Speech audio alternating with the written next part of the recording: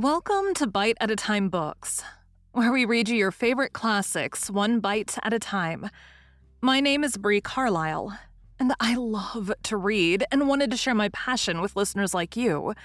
You can sign up for our newsletter at biteatatimebooks.com. You'll also find our new t-shirts in the shop, including podcast shirts and quote shirts from your favorite classic novels. Be sure to follow my show on your favorite podcast platform so you get all the new episodes. We're part of the Bite at a Time Books Productions Network. If you'd also like to hear what inspired your favorite classic author to write their novels, and what was going on in the world at the time, check out the Bite at a Time Books Behind the Story podcast, wherever you listen to podcasts. Today we'll be continuing Les Miserables by Victor Hugo. Chapter 2. Embryonic Formation of Crimes and the Incubation of Prisons.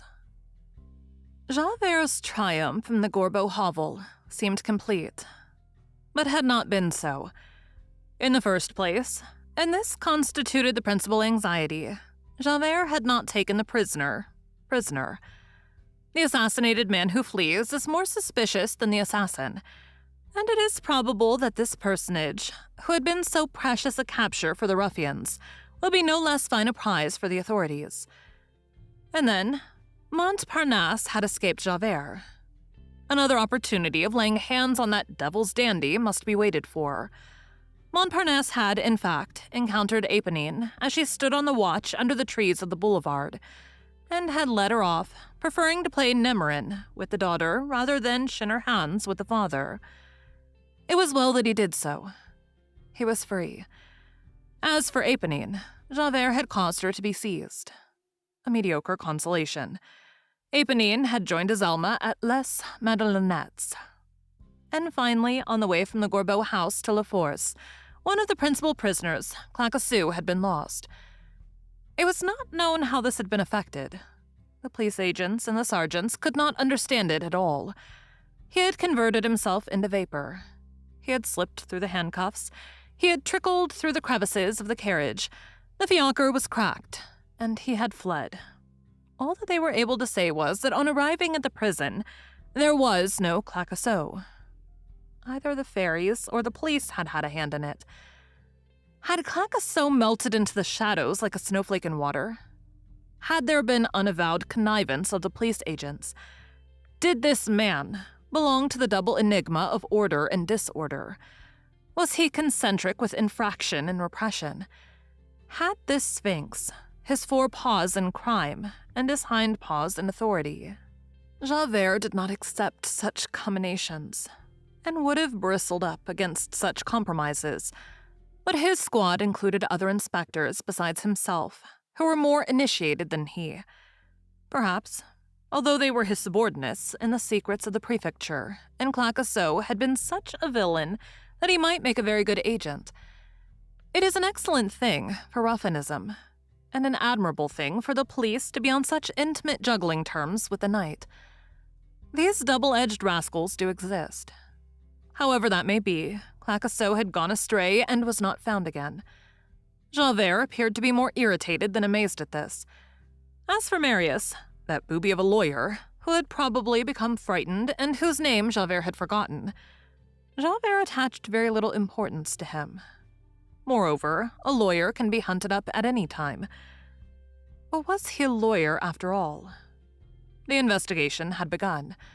The magistrate had thought it advisable not to put one of these men of the band of Patron Minette in close confinement, in the hope that he would chatter. This man was Brujon, the long-haired man of the Rue du Petit Banquier. He had been let loose in the Charlemagne courtyard, and the eyes of the watchers were fixed on him. This name of Brujon is one of the souvenirs of La Force. In that hideous courtyard, called the Court of the Bâtiment Neuf, new building, which the administration called the Court St. Bernard, and which the robbers called the Fosse aux Lions, the Lion's Ditch, on that wall covered with scales and leprosy, which rose on the left to a level with the roofs, near an old door of rusty iron which led to the ancient chapel of the ducal residence of La Force, then turned in a dormitory for ruffians. There could still be seen, 12 years ago, a sort of fortress roughly carved in the stone with a nail, and beneath it, the signature, Brujon, 1811. The Brujon of 1811 was the father of the Brujon of 1832. The latter, of whom the reader caught but a glimpse at the Gorbeau house, was a very cunning and very adroit young spark, with a bewildered and plaintive air. It was in consequence of this plaintive air that the magistrate had released him, thinking him more useful in the Charlemagne yard than in close confinement. Robbers do not interrupt their profession, because they are in the hands of justice. They do not let themselves be put out by such a trifle as that. To be in prison for one crime is no reason for not beginning on another crime. They are artists who have one picture in the salon and who toil, nonetheless, on a new work in their studios. Brujon seemed to be stupefied by prison. He could sometimes be seen standing by the hour together in front of the sutler's window in the Charlemagne yard, staring like an idiot at the sordid list of prices which began with garlic, 62 centimes, and ended with cigar, 5 centimes. Or he passed his time in trembling, chattering his teeth, saying that he had a fever, and inquiring whether one of the 28 beds in the fever ward was vacant. All at once, towards the end of February 1832, it was discovered that Brujon, that somnolent fellow, had had 3 different commissions executed by the errandmen of the establishment, not under his own name, but in the name of 3 of his comrades, and they had cost him in all 50 sous, an exorbitant outlay which attracted the attention of the prison corporal. Inquiries were instituted, and on consulting the tariff of commissions posted in the convicts' parlor, it was learned that the 50 sous could be analyzed as follows: 3 commissions, 1 to the Pantheon, 10 sous, 1 to the Val de Gras, 15 sous, and 1 to the Barrière de Grenelle, 25 sous. This last was the dearest of the whole tariff. Now, at the Pantheon, at the Val de Gras, and at the Barrière de Grenelle were situated the domiciles of the 3 very redoubtable prowlers of the barriers: Cruiniers, alias Bizarro, Gloreux, an ex-convict, and Barcaros, upon whom the attention of the police was directed by this incident. It was thought that these men were members of Patron Minette. 2 of those leaders, Babet and Guillaumer, had been captured. It was supposed that the messages, which had been addressed not to houses but to people who were waiting for them in the street, must have contained information with regard to some crime that had been plotted. They were in possession of other indications. They laid hand on the 3 prowlers and supposed that they had circumvented some one or other of Brujon's machinations. About a week after these measures had been taken, one night, as the superintendent of the watch, who had been inspecting the lower dormitory in the Batamet Neuf, was about to drop his chestnut in the box. This was the means adopted to make sure that the watchmen performed their duties punctually. Every hour, a chestnut must be dropped into all the boxes nailed to the doors of the dormitories. A watchman looked through the peephole of the dormitory and beheld Brujon sitting on his bed and writing something by the light of the hall lamp. The guardian entered. Brujon was put in a solitary cell for a month, but they were not able to seize what he had written. The police learned nothing further about it. What is certain is that on the following morning, a postilion was flung from the Charlemagne yard into the Lion's Ditch, over the 5-story building which separated the 2 courtyards. What prisoners call a postilion is a pallet of bread artistically molded, which is sent into Ireland, that is to say, over the roofs of a prison, from one courtyard to another. Etymology, over England, from one land to another into Ireland. This little pellet falls in the yard.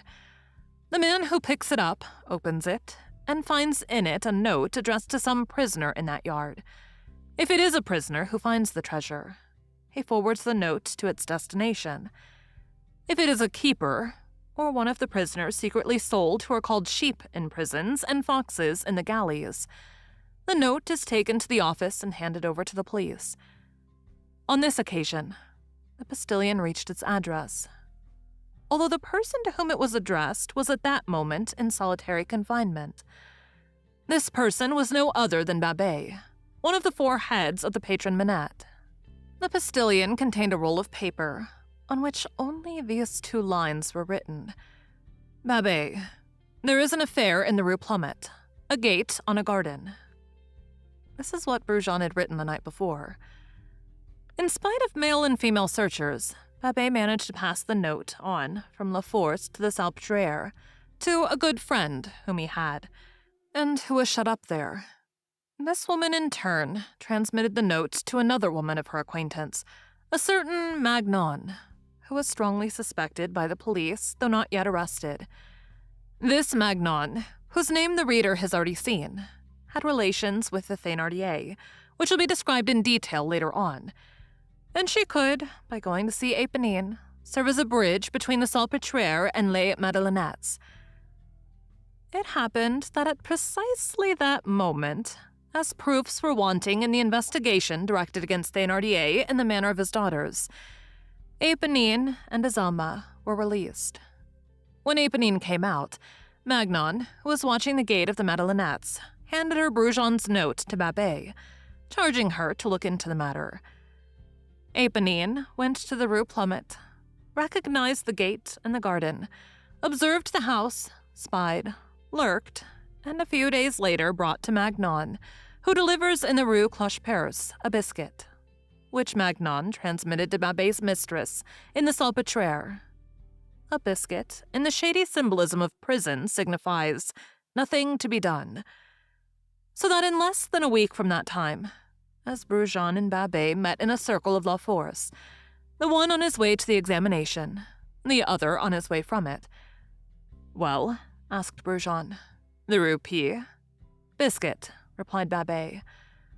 Thus did the fetus of crime engendered by Brujon and La Force miscarry. This miscarriage had its consequences, however, which were perfectly distinct from Brujon's program. The reader will see what they were. Often when we think of knotting one thread, we are tying quite another. Thank you for joining Bite at a Time Books today, while we read a bite of one of your favorite classics. Again, my name is Bree Carlile, and I hope you come back tomorrow for the next bite of Les Miserables. Don't forget, you can sign up for our newsletter at biteatatimebooks.com. And while you're there, check out our t-shirt shop. You can look in the show notes or on our website, biteatatimebooks.com, for the rest of the links for our show. We'd love to hear from you on social media. You can find us everywhere at Bite at a Time Books.